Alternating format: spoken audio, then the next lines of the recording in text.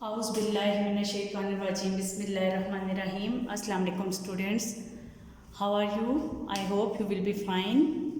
پینکین education system Islamabad برائے جماعت سوئم. آج کا ہمارا مضمون ہے اردو بے اور عنوان ہے کہانی انگور کھٹے ہیں. جیسا کہ آپ انگور کی پکچرز دیکھ رہے ہیں تو اس سے آپ کو اندازہ ہو گیا ہوگا کہ آج کی ہماری کہانی جو ہے وہ ہے انگور کھٹے ہیں. یہ ایک لومڑی کے بارے میں ہے جسے بہت بھوک لگی ہوئی تھی اور وہ کچھ کھانا چاہتی تھی. تو ہم کہانی پڑھتے ہیں اور دیکھتے ہیں کہ اس میں کیا لکھا ہے. ایک دفعہ ایک لومڑی کو بہت بھوک لگی تھی.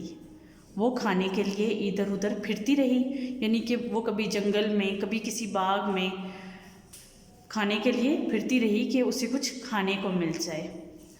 آخر وہ ایک باغ میں پہنچ گئی. جب وہ باغ میں پہنچی تو پھر اب دیکھتے ہیں کہ آگے کیا ہوا. باغ میں پکے ہوئے انگوروں کی بیلیں لٹک رہی تھیں. انگور وہ تو بہت مزے کے ہوتے ہیں. لومڑی نے یقیناً ایسے ہی سوچا ہوگا اور کہا ہوگا. لومڑی نے چھلانگ لگا کر انگور توڑنے کی کوشش کی.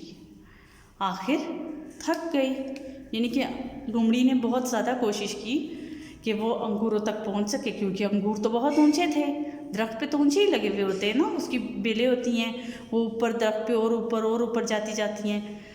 تو اس نے انگور توڑنے کی کوشش کی مگر وہ انگوروں تک نہ پہنچ سکی. آخر وہ تھک گئی. جب وہ تھک گئی تو وہ یہ کہتے ہوئے وہاں سے چلی گئی، انگور کھٹے ہیں میں نہیں کھاتی.